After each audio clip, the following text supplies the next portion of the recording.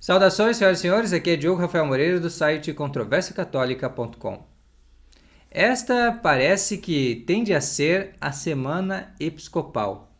Ela já começou com a notícia que me chegou pouco antes de começar a live com o Frei Tiago, na segunda-feira, da sagração ao episcopado de Padre Pio Spina, que agora já é Monsenhor Pio Spina, foi sagrado bispo na Argentina, na província de Córdoba, pelas mãos de Monsenhor Dávila. Padre Pio Spina, eu o conheci em 2017, as nossas histórias de certa maneira se cruzam. No começo da minha caminhada, compreendendo a situação da Missa Non Nacum, compreendendo a situação das heresias do Concílio Vaticano II, e assim nós nos encontramos em Andradas, Minas Gerais, no início de 2017. Foi graças ao Padre Pio que eu assistia às primeiras missas não nacum da minha vida, e desde então, graças ao seu conselho, também de outros irmãos nossos na fé, nunca mais assisti uma missa em comunhão com Bergoglio. Além disso, também foi graças a ele que minhas irmãs receberam a primeira comunhão, então temos um certo débito com o Padre Pio Spina, e como conhecemos também pessoalmente, ficamos muito felizes com essa realização, com esse acontecimento. Na verdade, a igreja toda se alegra sempre quando tem um novo bispo, e um bispo que age na contramão desta revolução que nós temos em curso na nossa época. Ele procura manter aquilo que Francisco e outros falsos papas pós-conciliares querem destruir, a saber, a doutrina católica tradicional e os sacramentos tradicionais. Então, é mais uma missa pontifical, celebrada não em comunhão com o modernismo, mas para a Igreja Católica. Isso nos deixa realmente muito felizes. Esperamos grandes progressos no apostolado e também que Deus lhe dê perseverança. Agora, também digo ser uma semana episcopal, porque Monsenhor Rodrigo da Silva, que foi sagrado na festa de São Miguel Arcanjo em 2021, veja como temos agora essa presença de bispos no nosso meio, ele também fará aniversário essa semana, no dia 18 de fevereiro. Então, é mais um motivo para nós nos alegrarmos e nós procurarmos também reconhecer estes homens de Deus que procuram realmente o bem das almas em uma época difícil, em uma época de crise. E a todos é bom compreender o papel desses homens, o papel instrumental nas mãos da Divina Providência que eles ocupam para o restabelecimento da ordem na Igreja, e como eles estão certos na sua decisão de abraçar ao episcopado nesta situação atual, que é o que deve ser feito. Então eu vou explicar porque, de acordo com a doutrina católica, é justo, é lícito, é bom, tem que ser assim. Quer dizer, nós temos que ter bispos, temos que ter padres, temos que ter um clero, como dizia o Frei Tiago, refratário, que combate estas inovações do Concílio Vaticano II e também esta perseguição que eles movem contra a Igreja Católica. Para fazer isso, eu vou apresentar a você um texto que eu traduzi, é um texto de 5 páginas. Eu não vou ler o texto aqui, eu vou apenas falar da parte principal dele, vou explicá-lo em poucas palavras, mas se você quiser um aprofundamento, eu realmente sugiro ir ao texto. Se não é possível no original, ao menos nessa tradução fiel que fiz aqui do francês. O livro ele foi publicado em 1885, mas a edição que eu me sirvo é uma edição aumentada desta obra, publicada em 1907, na época do Papa São Pio X. O seu autor é um cônego regular, isto é uma espécie de sacerdote que vive em comunidade debaixo de uma regra. Essa regra normalmente é chamada de regra de Santo Agostinho. Se você já adquiriu, ou enfim, se você já viu o nosso calendário no mês de junho, junho de 2022, nós dedicamos esse mês justamente aos cônegos regulares de Santo Agostinho. Todo o calendário desse ano de 2022 é dedicado às ordens religiosas. Cada mês é uma ordem religiosa. E no mês de junho, então, nós temos aqui os norbertinos, que é um outro nome né, para os cônegos regulares, que foram fundados inicialmente por São Norberto de Xanten, por isso tem esse nome, cônegos regulares. Existem algumas outras sutilezas também, mas nós falamos aqui em termos mais acessíveis, porque na realidade essas questões de ordens religiosas eram muito complexas antes dessa revolução que nós temos, então era bastante sutil. Tem diferentes classes de ordens mesmo entre os beneditinos e tudo mais, mas para manter as coisas simples, então ele pertencia a essa ordem. Só que note o contexto, tá? Note o seguinte contexto: ele foi uma pessoa responsável pela restauração dessa ordem na França. Por quê?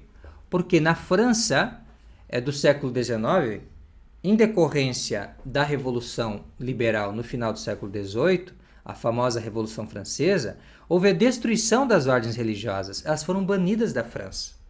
E aí o que aconteceu? Homens piedosos, em tempos um pouco mais de paz, então resolveram restabelecer as ordens religiosas.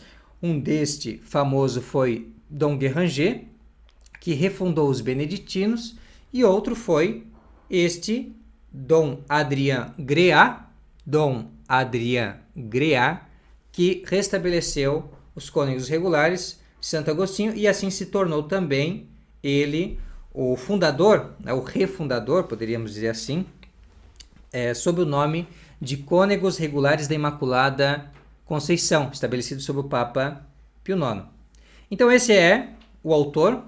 Então é um autor que escreveu uma obra chamada De l'Église et de sa divine constitution.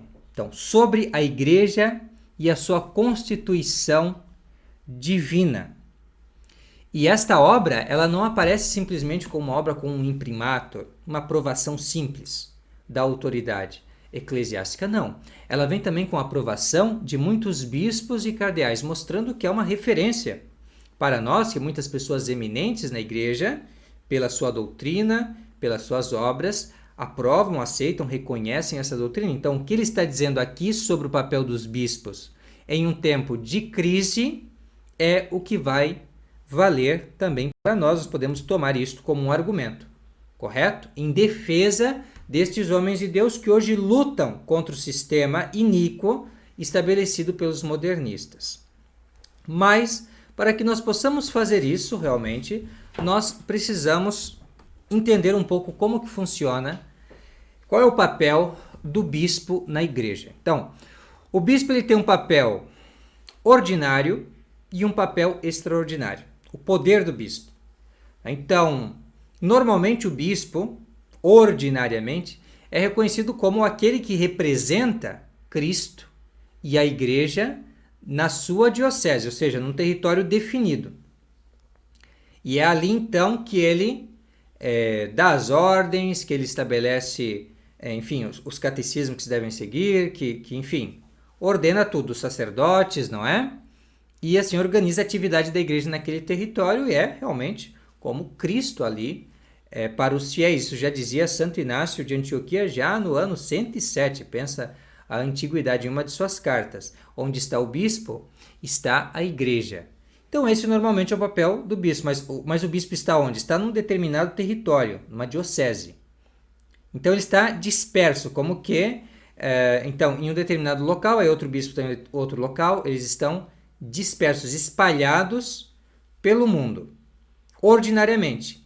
Ainda de uma forma ordinária, quando eles se reúnem em um concílio, por exemplo, eles também estão exercendo sua função. Eles com o Papa, em um concílio, por exemplo, dão testemunho do que é a fé da igreja. Então, isto é um modo ordinário de exercer, de acordo com o que nos ensina aqui Dom Adrien Gréat, o poder episcopal. Mas existe uma situação extraordinária. Então, nesse livro, lá pela página 209 até a página 221, ele vai falar desse poder extraordinário, como é que ele acontece. Ele vai acontecer em situações, normalmente, excepcionais. Então, não é sempre que acontece isso. Na verdade, é até raro que aconteça isso na igreja, só que acontece. Efetivamente acontece de, por certas circunstâncias, o bispo extrapolar, ir além do que seria as suas atribuições comuns. Então, ele, por exemplo, em situações extraordinárias, poderia estabelecer outros bispos sem autorização do Papa. E isso é uma coisa que parece impressionante, não é? A princípio a gente ouviu falar, porque a princípio precisaria do mandato apostólico do Papa. E pode fazer também outras coisas, por exemplo, ter um determinado território que seria, a princípio de outro bispo, como uma terra de missão em que ele faça apostolado. Isso tudo parece algo incomum, mas por que é? Porque é algo incomum, a situação é incomum e toda pessoa razoável vai entender, sobretudo pessoas mais adultas, né, e que já passaram por certas experiências, entender que situações extraordinárias requerem meios extraordinários, entende? Então é assim. E quais seriam estas situações? Então Dom Greali fala em duas situações em que o poder episcopal ele seria quase um poder apostólico. Quase um poder apostólico. Quais são essas situações? Primeira situação é quando o bispo ele está vindo para uma fundação, em um lugar ainda que não foi evangelizado, até o início. Então ali ele tem um poder muito maior do que o normal, que é semelhante. Na verdade, a gente pode rastrear aos primeiros séculos do cristianismo. Os bispos eles tinham muita autonomia no começo da história da igreja, nos primeiros séculos. Por quê? Porque a igreja estava conquistando o mundo. Então ainda não se estava no estado normal da igreja, que é quando você tem já tudo repartidinho, bonitinho. Aqui fica a diocese, vamos lá, diocese de Joinville, vou dizer as que eu conheço aqui. Aí lá é de Blumenau. Aí depois, lá para baixo, não é? A Arquidiocese de Florianópolis, que também tem alguma influência sobre todo o estado. Né? As 10 dioceses aí, mais ou menos, que compõem o estado. Então, basicamente, seria esse o estado normal. Você já tem isso, mas numa terra que você ainda está convertendo as pessoas, que você ainda está organizando, é uma terra de missão, e ali é extraordinário. Ali você vai fazer certas coisas que você normalmente não faria. Então, essa questão, por exemplo, de você sagrar outros bispos por conta própria, você... enfim, tem realmente uma certa autonomia, que era aquela que os apóstolos tinham. Por exemplo, São Paulo. Né? São Paulo você vê ele estabelecendo São Tito, São Timóteo como bispos, e isso de uma maneira bastante simples, rápida e pragmática, não é? Claro, pensando, mas estabelecendo onde passava para conservar e garantir, não estabelecendo pessoas idôneas, certamente, mas para garantir que se desse continuidade às missões, e aí quando a coisa estivesse estabelecida, aí a gente volta a uma situação regular, digamos assim. Então aqui eu não vou aprofundar esse tema, essa parte apostólica, quem quiser pode ir à própria obra. No texto que eu traduzi, eu apenas falo do segundo caso, que é o que mais nos interessa. Tá? Que não é o caso de uma fundação de uma igreja particular, de missões, de então luta pela conversão dos pagãos, por exemplo, como fez São Bonifácio na Alemanha, São Patrício na Irlanda, Santo Agostinho de Cantuária na Inglaterra, e assim os padres jesuítas aqui no Brasil, que também se estabeleceu depois bispo, certinho. Então, isto é uma situação particular que se refere sempre ao começo das coisas. Mas tem uma outra situação que é quando as coisas já começaram. Você tem uma igreja particular, você tem as dioceses aí, aparentemente funcionando. Mas você tem uma grande heresia, como é o caso do arianismo. Por exemplo, só para citar esse exemplo famoso. Você tem uma grande heresia. E aí, como é que fica a situação no caso de uma grande heresia? Aqui vamos para um exemplo, então, que ele dá na obra que eu acho fundamental. Ele diz o seguinte: assim, no século IV, Santo Eusébio de Samosata percorreu as igrejas orientais, devastadas pelos arianos, e lhes ordenou pastores ortodoxos, sem que sobre eles tivesse jurisdição especial. São ações, comenta então Dom Grea, verdadeiramente extraordinárias, como as circunstâncias que lhes deram ocasião. Então aqui está a primeira regra para você poder então agir de uma maneira extraordinária que não seja a fundação de uma igreja, mas já está fundada. Já está fundada a igreja particular aqui, ali, em toda parte. Mas você tem que intervir nessas igrejas particulares. Digo você, que foi sagrado bispo, etc. Você precisa ir lá, você precisa se envolver com os problemas naquele lugar. Por quê? Porque houve uma situação de crise. Que situações podem ser essas? Uma grande heresia como o arianismo, por exemplo. Uma grande heresia como o arianismo. Na nossa época nós temos uma grande heresia também, mas que não é só uma heresia. Na verdade, São Pio X chamou de uma síntese de todas as heresias. Então você imagina a proporção disto. O arianismo era uma heresia, diferente do nestorianismo, do monotelitismo, de tantos outros ismos aí, protestantismo, por exemplo, que já é um conjunto também, não é uma só heresia, são várias. Mas o modernismo, que condenou São Pio X lá pela época mesma da publicação desse livro de Dom Griat, em 1907. Então, essa heresia do modernismo hoje triunfa. Hoje é uma heresia que está em todas as partes, em todas as dioceses. É muito fácil de identificá-la nas suas expressões. Por exemplo, na sua relação com as outras seitas, na sua relação com o governo, na sua relação com os fiéis que querem manter a fé católica. Então, aí nós percebemos a existência desse modernismo. Se você tem alguma dúvida, existem muitos livros que podem ajudar. Aqui os vídeos do Controvérsia são também para ajudá-lo nesse respeito. Eu vou indicar para você aqui, indicar não, vou apenas mostrar esse livro aqui, No Crisis in the Church, de Simon Galloway. Esse livro é dos anos 2000, e o que é interessante nele, que eu até também empreguei nas nossas demonstrações de que a crise existe para aqueles que duvidam, o que é interessante é que ele consiste em tabelas. Então ele faz assim, por exemplo. Ele mostra, de um lado, aqui tem uma charge, né? Okay. De um lado ele mostra a doutrina tradicional. Aqui, vamos lá. Aqui. Doutrina tradicional. Do outro lado, a doutrina moderna. Então, as doutrinas antes dos anos 60, quando houve uma revolução na Igreja Católica, com o Concílio Vaticano II, e depois mostra a nova doutrina.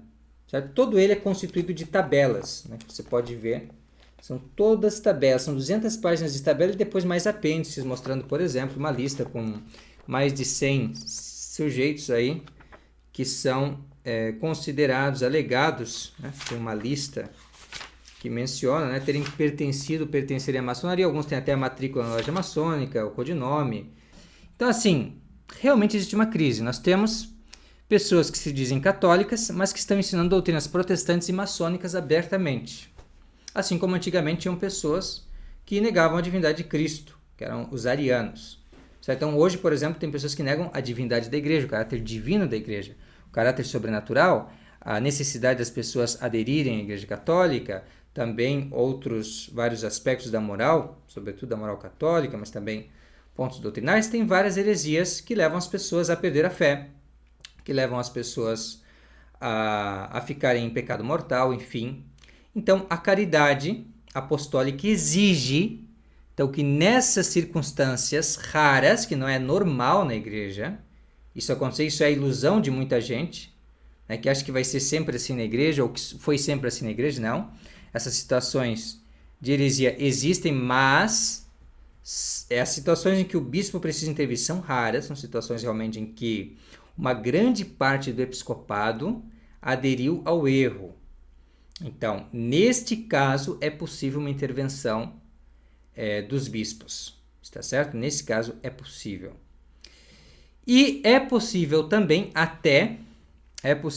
isso é importante salientar, até uma intervenção sem aprovação, permissão papal. E esse é um ponto importante que eu gostaria de salientar. Eu vou aqui colocar também mais um trecho dessa obra em que ele vai justamente mencionar esta situação particular. Se, então, a história nos mostra bispos cumprindo por si mesmos esse ofício como médicos, ou seja, intervindo nas igrejas particulares para curar as feridas, as heresias, as perseguições aos católicos tradicionais, Então, como médicos das igrejas caídas, ela nos fala, a história da igreja, ao mesmo tempo, das conjunturas imperiosas que lhes ditaram essa conduta.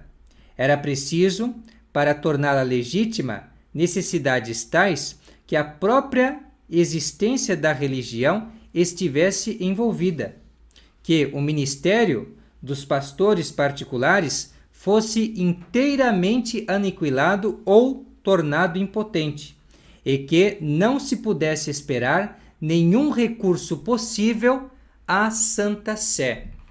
Então, isto aqui é um ponto muito importante. Jamais se deve fazer as coisas na igreja sem o Papa. Jamais. Então, se é possível que existam bispos católicos que digam, olha, nós temos uma situação de necessidade na igreja, existem grandes heresias e perseguições, e nós precisamos atuar de uma maneira mais fora do comum, ou seja, indo realmente nas dioceses, onde aparentemente ainda tem bispos, etc., só que ensinando coisas erradas e tal. Então, se nós fazemos isso, fazemos, claro, é necessário, mas o argumento que se pode aduzir de que isso basta, então, porque tem as circunstâncias de necessidade, então isso basta para a gente ter o apostolado sem mandato apostólico, sem nada, não é suficiente. Não basta simplesmente ser uma falta da parte dos bispos, mas também tem que ser uma falta de Papa. Tem que ser uma falta do recurso ao Papa. Por quê?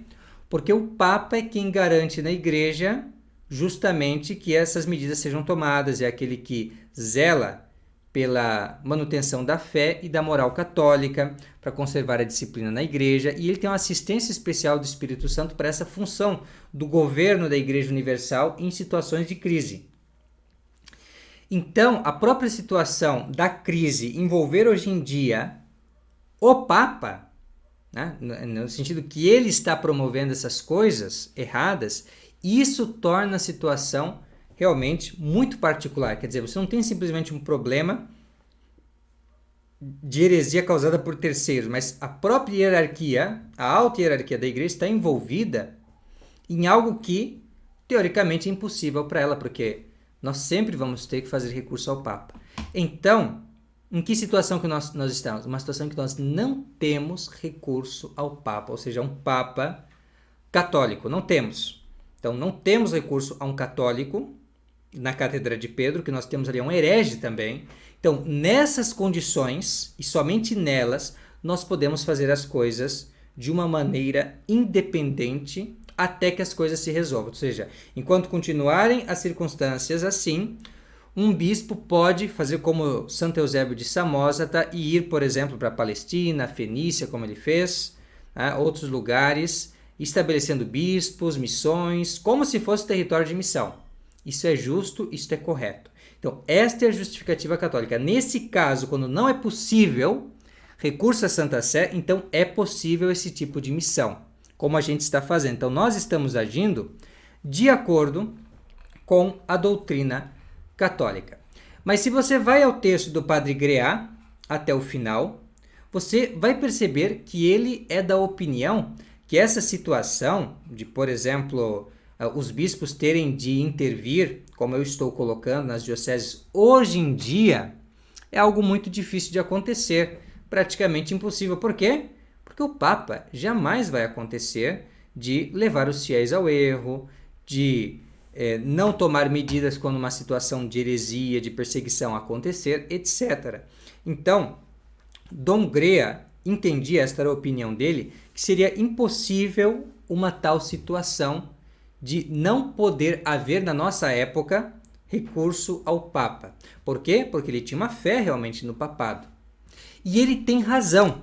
Se nós realmente tivéssemos um Papa na nossa época, nós não teríamos esse problema.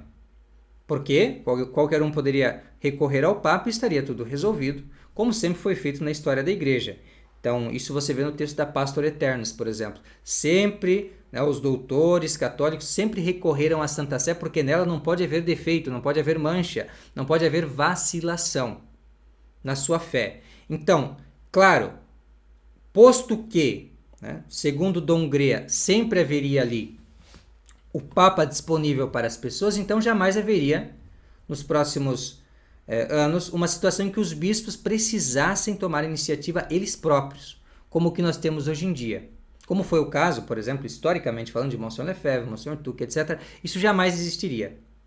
Mas é porque, claro, ele não contou com essa possibilidade que muitos autores, teólogos consagrados da Igreja Católica contaram e jamais descartaram, que é a possibilidade de você ter um falso papa, um não-papa, que certamente seria colocado ali pelos inimigos, não para confirmar na fé, porque ele não vem de Deus, não vem de Jesus, não é vigário de Jesus, mas para representar justamente o mistério da iniquidade, ou seja, representar a destruição, demolição da igreja, o combate à igreja, representar a loja maçônica, representar tudo aquilo que é contrário ao combate à igreja. Aliás, eu não sei se eu mencionei, mas esse livro aqui ele tem uns apêndices muito interessantes. Um desses apêndices, por exemplo, é a lista que um senhor divulgou lá pelos anos 70, por aí, com o nome de uns 100 e poucos altos dignatários da Cúria Romana, que se alega nessa lista que pertenciam à maçonaria. Alguns têm até a numeração da inscrição e o seu apelido. Isso é interessante porque isso mostra aquilo que muitos já tinham indicado antes, a questão da infiltração na igreja, inclusive documentos publicados no século XIX, que mostram uma certa intenção de infiltrar-se na igreja católica e colocar um homem deles lá para poder destruí-la desde dentro. Então, essa é uma possibilidade que vários teólogos colocaram como uma realidade, quer dizer, pode acontecer isso, né? Essa lista talvez é um indício nesse respeito. Curiosamente, a pessoa que publicou a lista lá nos anos 70, ela sofreu um acidente de carro misterioso e morreu nesse acidente. E bem, então isso mostra, né, a possibilidade de pessoas fora da igreja, pessoas comprometidas com um projeto estranho ao projeto da Igreja Católica, assumirem os comandos da máquina institucional para destruí-la. Então, numa circunstância como essa, é necessário se defender de uma maneira extraordinária. Tá? Então, seria esta então uma situação em que o magistério, ou melhor, o poder episcopal em toda a sua extensão, pode ser empregado da maneira que disse aqui Dom Greá, da maneira que fez Santo Eusébio de Samosata e outros prelados no curso da História da Igreja. Então, o que Dom Greá não tinha reparado, como eu falei para vocês, é a situação de uma longa vacância da sé apostólica em decorrência de heresia, ou seja, de uma pessoa que está fora da igreja. Uma pessoa que não é católica, mas se insere ali. Isso ele não tinha visto. Então, esse plano, o que disse Dom Greá é perfeito. Jamais nós vamos precisar da intervenção dos bispos, como se está dizendo, porque sempre vai ter o Papa ali. Mas calma, nada garante. Pode ser que não esteja ali. Pode ser que não esteja ali. Uma longa vacância é possível. E como que ela é possível? Num caso de heresia, de uma pessoa não católica ter sido elevada ao sumo pontificado. Isso constitui um caso extraordinário, em que nem há provisões legais para resolvê-lo, que é justamente um dos critérios que ele coloca, quando não existe como resolver as coisas pelo direito canônico. Então, isso é uma situação extraordinária. Quando você precisa ir a campo, sair da sua diocese, fazer as coisas diferentes. Então, e no caso do Papa herético, por exemplo, ou uma pessoa que foi eleita invalidamente, você não tem realmente como saber o que fazer, porque é uma situação que não foi prevista no direito canônico. Então é uma situação que realmente gera uma crise, que realmente vai gerar muito combate contra os hereges, que vai gerar muita polêmica, muita controvérsia. Então, justamente. Então, isto é uma característica que nós temos nessa época, e depois não tem nem a possibilidade de recurso ao Papa. Se você não reconhece ele, ou Francisco, ou outros aí que tomaram o nome de papas depois da Revolução dos anos 60, se você não reconhece, você vai dizer, bom, não tem papa. Se você ainda assim reconhece só da boca para fora, você vai dizer, bom, tem papa, mas eu não vou pedir para ele nada, porque ele vai pedir para eu ser modernista, para eu ser herege, para eu celebrar a missa nova, etc. Então, não vou seguir. Ou seja, praticamente não tem Papa, é a mesma coisa.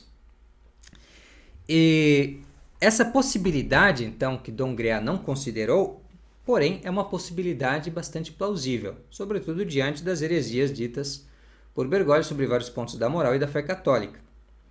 E foi considerado por vários teólogos. Eu vou citar um teólogo, tá, que não é assim dos que eu costumo citar mais São Roberto Bellarmino, mas para fins realmente de mostrar como isso é uma doutrina comum na igreja, vamos citar o teólogo Caetano, Cardeal Caetano, que, claro, certamente é uma das figuras mais ilustres da Ordem de São Domingos e que escreveu o melhor, ou talvez um dos melhores comentários à Suma Teológica de São Tomás. Justamente em seu comentário, ele vai dizer o seguinte: o Papa pode incorrer em heresia e, consequentemente, em cisma, pois todo herético é cismático. Sem dúvida, porém, a pessoa do Papa também pode incorrer em crime de cisma, sem heresia. Isso se prova de que a junção das partes, sem as quais o todo é preservado, não é indissolúvel. Mas a junção do Papa com o todo, isto é, com a Igreja, é tal, ou seja, se separa as partes, né, o Papa da Igreja, a Igreja continua existindo, então não é algo indissolúvel. Pode existir a Igreja sem Papa, é isso que está dizendo Caetano. Logo, sem ela, sem essa junção, a Igreja pode preservar sua unidade. A menor se manifesta pelo seguinte: em tempos de sé vacante, a Igreja é una sem nenhuma pessoa do Papa. Então, aqui temos dois ensinamentos. Primeiro, um Papa ele pode ser herético ou pode ser cismático, tá? E no caso também, claro, pode ser invalidamente eleito, assim, não ser Papa e a gente não ter recurso ao Papa e precisar então tomar medidas extraordinárias e aí sim, sem mandato apostólico, sagração de bispos e tudo mais que a gente realmente faz, né? E está muito bem, estamos fazendo a coisa certa, estamos imitando os santos, não tem nada de errado. Mas também, além dessa lição, que isso pode acontecer, também fala que a igreja, nesse período, quando ela fica sem Papa, ela continua sendo igreja, ela continua sendo una. E isso é fundamental também, para as pessoas entenderem, ela continua sendo una.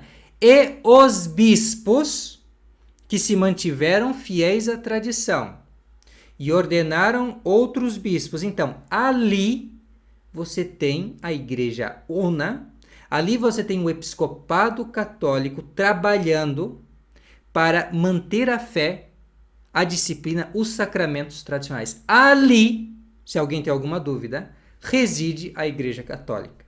Nestes esforços para preservar a fé e preservar os bons costumes e preservar os sacramentos, disciplina, tudo que é da igreja. Contra as heresias do nosso tempo, contra o modernismo. Então, onde você tem isto, onde cabe esta descrição, ali seguramente está a Igreja Católica. Mas você vai dizer assim, não, as pessoas que fazem isso, que não reconhecem esse modernista herege como Papa, são cismáticos. Estão se separando da igreja. Isso que eles vão dizer. Essas pessoas que são a igreja, ele vai dizer, não, essas estão se separando da igreja. Como que nós respondemos a essa pessoa? Eu digo, meu caro, ainda que eu estiver errado, tá? Vamos supor que é moralmente impossível que nós estejamos errados, que eu esteja errado nessa matéria. Por quê? Porque nós temos, de fato, provas materiais de heresias, de violação, de perseguição, enfim, tudo que nos motiva a esse apostolado que nós fazemos, certo? Mas ainda concedendo a possibilidade de eu estar errado, mas claro, se estou errado, prove, né? Que eu não vi até hoje alguém conseguir fazer. Digamos que eu estou errado. Então, ainda assim, eu não sou um cismático. Ainda assim, eu não estou fora da igreja. Por quê? Porque o mesmo Caetano, no mesmo local, ele vai dizer o seguinte: se alguém, porém, tem uma suspeita razoável sobre a pessoa do Papa e, por conta disso, não só recusa a sua presença, mas ainda o seu juízo imediato, pronto para recebê-los a estes juízos, de juízes não suspeitos, nem incorre em crime de heresia, nem de outro vício. pois é natural evitar o que é nocivo e proteger-se dos perigos. Se eu entendo que este aí que se proclama Papa, que o povo apoia isso aí, de ele ser considerado Papa, se eu entendo que isto aí me coloca numa situação de perigo, que é uma pessoa que ensina heresias, que persegue a doutrina católica antiga, etc. Se eu entendo isso, então eu tenho uma suspeita razoável contra ele. E eu posso simplesmente evitá-lo. E acabou. E seguir a vida. E vamos seguir a vida católica, então, com os nossos bispos, com os nossos padres. Isso não me faz um cismático. Por quê? Porque eu estou procurando ser católico. Eu estou fazendo o que a igreja me mandou fazer. Que é o quê? Guardar a fé, receber os sacramentos tradicionais, os sacramentos da igreja, obedecer a autoridades legítimas, não autoridades, no mínimo, suspeitas, mas que na verdade são ilegítimas, porque ensinam coisas abertamente contrárias ao ensinamento de Jesus Cristo. Então, este é o posicionamento católico nessa situação. Correto? E para confirmar o que nós dizemos sobre a situação das faltas de provisões canônicas na época que nós estamos, nessa época de crise, então vamos ver o que diz a Enciclopédia Católica. Fala-se assim: não existem provisões canônicas regulando a autoridade do Colégio de Cardeais, sede romana impedita, ou seja, sé romana impedida por um herege ou alguma coisa assim. No caso de um papa se tornar insano ou, pessoalmente, um herege. Em tais casos, seria necessário consultar os ditames da reta razão e os ensinamentos da história. Então vamos lá, o que fizemos aqui até agora? Vamos refletir. O que nós fizemos aqui até o momento? Então, nós consideramos uma situação de crise, uma situação de infestação de uma heresia maligna chamada modernismo, e então, seguindo os ditames da história, os ditames da razão, né, e também os fatos da história, nós estamos tomando uma posição clara, também com a doutrina da Igreja, sobre a situação dos nossos bispos, sobre a necessidade desses bispos, sobre a necessidade de um apostolado, de um clero católico. Então, o que nós estamos fazendo de errado? Entende? Quer dizer, qual que é a repreensão que nós merecemos se nós estamos fazendo a coisa certa? Que é o que todo mundo deveria estar fazendo, na verdade. Todo católico que ama a sua religião deveria estar se empenhando nisso, em denunciar essa heresia e entrar nessas controvérsias, em desmascará-los e em promover tudo que é católico, assim, ó, em oposição, não só independentemente, mas em oposição a essas pessoas heréticas e cismáticas que querem romper com o passado, querem dizer que o que era antes não existe mais, que querem perverter a palavra de Deus como uma noção de que a verdade vai mudando com o tempo, o que é um erro contra a razão e contra a fé, mas sobretudo contra Deus, porque você está dizendo que Deus na verdade, ele é uma marioneta na mão do homem, é o homem que decide. Então, vocês estão vendo a necessidade que nós temos de colocar essa gente, na medida do possível, assim, para fora, desmascará-los, tirar os fiéis deles e colocar do nosso lado, acabar com esses arianos da nossa época? Vocês não estão entendendo isso? Quer dizer, como é que você pode ter essa gente como autoridade, ser subordinado a eles, aceitar que eles te façam de otário? Entende? Então, isso que as pessoas precisam entender. Nossa posição aqui está correta, e essa é a posição católica, e é aí que está a Igreja Católica. É verdade. Esta possibilidade que eu falei aqui não foi contemplada por Dom Great, mas isso não altera o fato de que uma tal situação de sé vacante ou sé impedida preenche sem dificuldade os requisitos para uma intervenção extraordinária do episcopado nas igrejas particulares, tal como ocorreu nos tempos do arianismo. Como uma consequência necessária, as sagrações realizadas por Monseigneur Lefebvre, Monseigneur Tuque, Monseigneur Antônio de Castro Maia e alguns outros bispos, em decorrência das heresias modernistas do Concílio Vaticano II e seus falsos papas, são totalmente legítimas, enquanto forem necessárias, como são para o bem das almas. Logo, deve continuar havendo tais sagrações por parte dos seus sucessores até que se resolva a crise atual. É razoável crer que não sofrerão censura da parte de um futuro Papa, se as coisas voltarem ao normal, um Papa de verdade, não esse Papa maçônico que está lá, só para atrapalhar a nossa vida. Mas antes, não vai receber censura essa gente que está fazendo isso. Nós estamos fazendo isso. Não vamos ser censurados por pessoas católicas, por pessoas realmente católicas. Não. Mas antes, sobretudo esses bispos, esses homens de Deus, receberão os mais altos elogios.